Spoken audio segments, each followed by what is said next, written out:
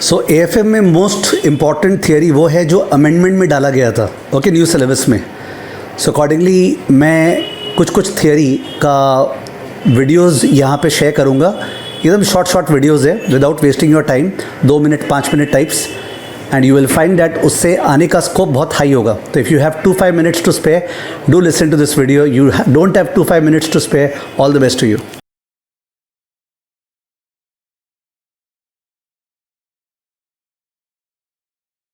Into the topic security valuation. Now security valuation आज के context में बहुत ज़्यादा इंपॉर्टेंट हो गए. When I say आज के कॉन्टेक्स्ट में, I mean to say आज जब स्टार्टअप कल्चर इतना ज़्यादा इंपॉर्टेंट हो गया ना, there are so many unlisted companies जिनमें कोई ना कोई आउटसाइडर स्टेक लेता है. इसलिए तो बिजनेस वैल्यूएशन वाला जो चैप्टर है उसके अंदर भी लास्ट में valuation of startups, valuation of digital platforms, ये सब डाला गया. तो look at the consistency in the entire curriculum. ये लोग valuation of startups, valuation of digital platforms अपने को बिजनेस वैल्यूएशन में सिखा दिए.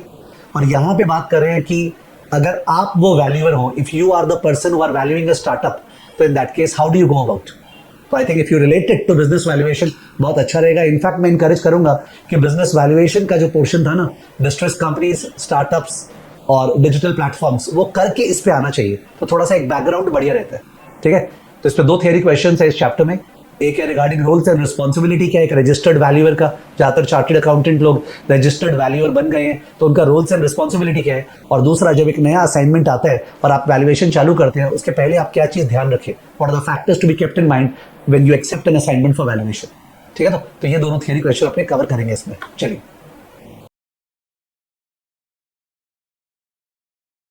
so the first theory question in security valuation is about the roles and responsibilities of valuers. ना इस पे जो राइटअप लिखा हुआ है वो लगता है एथिक्स का क्लास है. ओके, जो प्रोफेशनल एथिक्स होता है ना आप लोग के, लगता है उसका क्लास है. वो लोग बोल रहे हैं if you are a registered valuer, you have immense responsibilities on your shoulder. ठीक है, you should conduct the entire exercise professionally and ethically. ज्ञानबाजी दी है. ज्ञानबाजी में क्या क्या है? Number 1, you should be displaying honesty and integrity, यानी फेयर वैल्यूएशन करना चाहिए आपको, बायस्ड नहीं.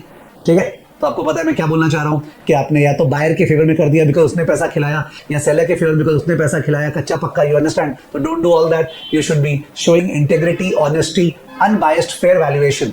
ओके, बिकॉज अगर मर्जर्स एंड एक्विजिशन हो रहा है तो इन दैट केस अक्वायरर कमती पे करना चाहेगा, टारगेट ज्यादा चाहेगा, तो सब जन पुल करेंगे आपको. You have to be fair. ठीक है, तो सेकंड है you have to maintain independence. Okay, you have to maintain independence भी फर्स्ट पॉइंट से रिलेटेड ही हो गया कि इंडिपेंडेंस का मतलब वही होता है कि you are not biased in favour of somebody. You have to be transparent. आपका सारा का सारा डिस्क्लोजर होना चाहिए. आपको क्या पेमेंट मिलने वाला है वैल्यूएशन में, ठीक है, आपने क्या डेटा कलेक्ट किया, कहाँ से डेटा कलेक्ट किया, ठीक है, व्हाट आर द सोर्सेज, आपने डबल कंफर्म किया कि नहीं कंफर्म किया. You have to show your professional competence. Okay, तो जो भी रूल्स रेगुलेशंस है वैल्यूएशन के, जो भी सारा का सारा एपिसोडिक सारा चीज है, आप कॉम्पिटेंट होने चाहिए. परहैप्स आपको कोर्स करना चाहिए like CFA. Now you will feel like मैं प्रमोट कर रहा हूं, बट मैं प्रमोट नहीं कर रहा हूं. फैक्ट यही है कि चार्टर्ड अकाउंटेंट ट्रूली स्पीकिंग पूरी तरह से इक्विप्ड नहीं है जो सीए कोर्स पे पढ़ाया जा रहा है. मत कीजिए CFA, but at least financial modelling और कैसे वैल्यूएशन करते हैं वो अलग से जानिए. ठीक है, इंप्रूव योर कॉम्पिटेंस.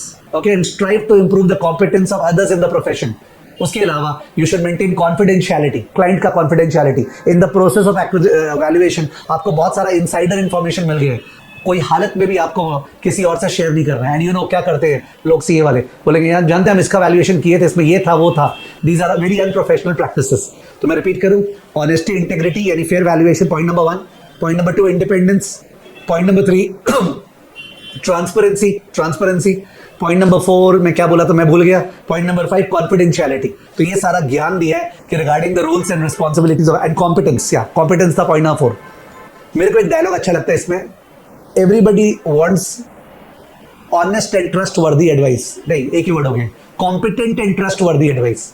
तो कॉम्पिटेंट, सबको कॉम्पिटेंट एडवाइस चाहिए. आप एक बुद्धिमान पर्सन हो, अपना बुद्धि लगा के वैल्यू करो. And number 2, trustworthy. अपना इंटरेस्ट मत देखो, अपने क्लाइंट का इंटरेस्ट, सोसाइटी का इंटरेस्ट ऊपर रखो. ठीक है, don't be biased, be independent, be transparent, be competent, show your competent skills and all that. ये ज्ञानबाजी दिया हुआ है इस आंसर में. आप देखना चाहेंगे? Let me show you. तो मेरे नोट्स में तो मैंने इमेजिन किया है कि आप एक रजिस्टर्ड वैल्यूअर हो और आपको एक कंपनी को वैल्यू करना है TechX innovations for a potential merger, यानी उसका एक्विजिशन होने वाला है. तो in that case roles and responsibilities में आपने पहले डेटा उठा कलेक्ट किया, कंपटीशन का, इंडस्ट्री का, ट्रेंड का, सिनर्जी का. उसके बाद जो रिस्पॉन्सिबिलिटी दिया है, तो रोल में दिया हुआ है, यार ये मैं भूल गया था आंसर बोलना. रोल में आपने पूरा डेटा कलेक्ट किया, उस कंपनी का फाइनेंशियल स्टेटमेंट्स, फिर इंडस्ट्री का लैंडस्केप, क्या सिनर्जीज है क्या नहीं है, वो सारा का सारा। रिस्पॉन्सिबिलिटीज में सारा एथिक्स वाला पार्ट है, integrity, fairness, transparency, honesty, competence, दिख रहा है आपको सारा, कॉन्फिडेंशियलिटी, वो सारा का सारा।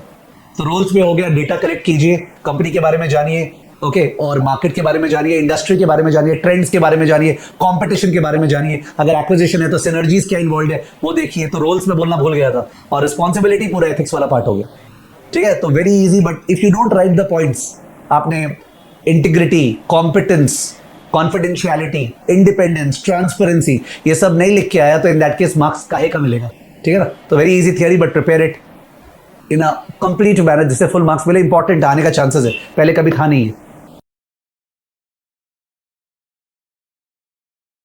ओके, जो सेकंड थियरी क्वेश्चन है इस चैप्टर में वो है precautions to be taken by a valuer before accepting a valuation assignment. तो आपको, आपका एक रेप्यूटेशन है मार्केट में, you are a renowned valuer, आपको अपना क्रेडिबिलिटी लूज नहीं करना है। तो जब अपने पास एक असाइनमेंट आता है ना कि इस पर्टिकुलर स्टार्टअप को वैल्यू करना है, तो what are the precautions to be kept in mind. तो मैंने जब ये रीड किया, ओके, इंस्टीट्यूट के राइटअप से, तो बहुत ज़्यादा ड्रैग की है। यू नो, एक बुक है प्रोफेसर अश्वथ दामोदरन का by the name numbers and narratives. कभी मौका मिले तो उसको रीड करना, मतलब इनफैक्ट वो बुक को बाई कर लो, मैं तो बोलता हूँ, not that I am getting a cut for the same, but you buy the book and numbers and narrative को धीरे धीरे रीड करो, just as a, not as a पढ़ाई, as a hobby, and you will find उसमें दामोदरन ने बोला है कि when you value a company, every company, a startup, there has to be a story ना, कि ये कंपनी किस धंधे में है। जैसे मैं अगर बात करूँ क्यू फोरम, तो क्यू फोरम का फिलॉसफी क्या है, we believe that everybody has doubts. जो पढ़ाई कर रहा है, जो नहीं पढ़ाई कर रहा है, बचपन से लेके लास्ट तक डाउट्स, मेरे को भी डाउट्स है। वो डाउट्स किससे पूछे, कोई बोलेगा chat GPT, definitely chat GPT, पर चैट जीपीटी तो सागर है। हम लोग फाइनेंस डोमेन में हमने क्यू फोरम स्टार्ट किया, जिसमें डाउट्स का आंसर, अगर मैं बोलूँ तो मेरा जो ऑब्जेक्टिव अभी तक वो हुआ नहीं है, वो HI-AI मॉडल से होगा, यानी कि human intelligence and artificial intelligence दोनों का दोनों कंबाइंड टुगेदर। केवल आर्टिफिशियल इंटेलिजेंस पे नहीं छोड़ सकते कि वो चैट जीपीटी केवल AI के बेसिस पे आ रहा है। Human intelligence together with artificial intelligence, okay, तो उसका कॉम्बिनेशन से क्यू फोरम जो है उसका विजन वही है, but obviously it will take time to pick up, जिसपे डाउट सॉल्व होंगे, जिनमें जो रिटन एग्जामिनेशन इंडिया में होते हैं ना, वो रिटन एग्जामिनेशन में सबसे मेन प्रॉब्लम क्या है, करेक्शन का, और क्वालिटी ऑफ करेक्शन हर जगह पैथेटिक है जहां पे वॉल्यूम ज्यादा है। तो करेक्शन ऑटोमेटिक हो जाए, जो HI-AI, once again HI plus AI के इंटीग्रेशन से वो करेक्शन हो सके। कैसे हो सके, अब मैं इलैबोरेट कर रहूंगा तो मैं डाइवर्ट हो जाऊंगा, but I am trying to say, are you getting my philosophy. Plus उसके अंदर एक स्टूडेंट्स के इन माने जब स्टूडेंट्स क्लास में जाते थे, क्लास करते थे, तो एक इंटरैक्ट करते ना, ग्रुप्स बनाते हैं, हम लोग 4 का एक ग्रुप है यार, 6 का ग्रुप हम लोग शेयर करेंगे, तो ऐसा ग्रुप बनने का भी स्कोप है, जहां पे एकेडमिक ज्यादातर और थोड़ा साइकोलॉजिकल डिस्कशन भी हो जाए, तेरे से नहीं हो पा रहा है क्या, मेरे से हो पा रहा है क्या। तो 3 पर्पस है क्यू फोरम का, एक तो डाउट्स, एक हो गया मॉक्स, मतलब वो रिटन मॉक्स वाला, और तीसरा हो गया जो एक ग्रुप बनता है, ठीक है, वैसा। तो ये पर्पस है, बट ऑब्वियसली अभी ऐसा लेवल एकदम ही नहीं है, it has to really go into heightened technology का usage which is in my radar, but I didn't get the time to take it upscale into that level. तो आज मैं जब ये बता रहा हूं तो देयर इज अ स्टोरी, मैंने बहुत फास्ट बताया, बहुत गंदे से बताया। अगर मैं पिच प्रेजेंटेशन देता रहता किसी को जो मेरे को फंड करने वाला है, तो it would have been a different manner altogether. तो वो स्टोरी समझना पड़ेगा ना वैल्यूअर को, कि स्टोरी क्या है, नैरेटिव क्या है, ठीक है, क्या पोटेंशियल है एजुकेशनल फाइनेंस में, अगर ये लोग फाइनेंस में, तो फाइनेंस एजुकेशन का क्या पोटेंशियल है, ओके, और वो पोटेंशियल में कितना पैसा कोई देने तैयार होगा पर मंथ, क्या somebody would be ready to pay say 100 per month or 200 per month if he gets all the support on Q forum, ठीक है, what is the potential, can't it go outside India, why not, ठीक है, तो because ये तो ultimately English में है ना, तो ultimately why can't it cater to the world, but ये पोटेंशियल है क्या, क्या टेक्नोलॉजीज होगा, क्या नहीं होगा, कौन कंपेटिटर है, डाउट नेट वगैरह, तो बहुत सारा चीज वैल्यूअर को देखना पड़ेगा। इन्होंने आंसर में लिखा है नंबर्स एंड नैरेटिव, कि स्टोरी पे ध्यान दो, केवल नंबर क्रंचिंग मत करो, don't become an Excel ninja, okay, pay attention to the story, okay, the narrative, then only you will be able to think about the numbers, कि क्या वो नंबर्स उस स्टोरी को सपोर्ट कर रहे हैं। तो क्रिएटिविटी, तभी तो दामोदरन बोलता है कि valuation is not an art, valuation is not a science, it's a craft, okay, it's a combination of art and science, something that you are not born with. Art तो होता है ना कि मेरे पे सिंगिंग एबिलिटी है, भगवान ने दिया है, ठीक है, and it is not a science, precision नहीं है, okay, it's a combination of both, so you have to combine narratives with numbers। तो वही चीज लिखा है पॉइंट वाइज, एक बार दिखाया तो आंसर आपको, ओके, देखो, अंडरस्टैंडिंग द कॉन्टेक्स्ट, क्या चीज का वैल्यूएशन कर रहे हैं, बिजनेस मॉडल क्या है, beyond financials, numbers and narrative, और उसके बाद इमोशंस इन वैल्यूएशन, ये पॉइंट भूल गया था। इमोशंस माने ये लोग बोलना चाह रहे हैं humans are not rational, humans are normal, screen one please, humans are not rational, humans are normal. When I say normal, मतलब लोगों में एक इमोशंस रहता है जिसके कारण कभी कभी स्टॉक मार्केट ऊपर चला जाता है, ग्रीड, फियर, तो आपको वो भी अपने वैल्यूएशन में इनकॉर्पोरेट करना चाहिए कि वो जो इमोशनल एंगल है कि अभी अगर सारा दुनिया एआई के पीछे है तो वो इमोशंस है, तभी तो एनवीडिया का इतना ज्यादा वैल्यूएशन हो रखा है। Nvidia is a great company, if you have heard the name, okay. वो बिकॉज एक कंपनी जो पहले से सोच लेता है कि 2-4 साल बाद क्या डिमांड आने वाला और उसको क्रिएट कर देता है पहले से, मतलब that's and it has been doing it again and again. तो एक इमोशंस अटैच्ड हो गया तो उसको भी वैल्यूएशन में लाना चाहिए if you are a truly perfect valuer. तो फर्स्ट 3 पॉइंट्स जो है यहाँ पे, that is about the fact that आपको स्टोरी, नैरेटिव, बिजनेस मॉडल, ठीक है, कंपनी में कौन चला रहा है उस पर ध्यान देना चाहिए। And the last point is about emotions. तो ये 4 points will shape up your answer, okay, when you right the answer, ठीक है, ओके, दैट्स इट।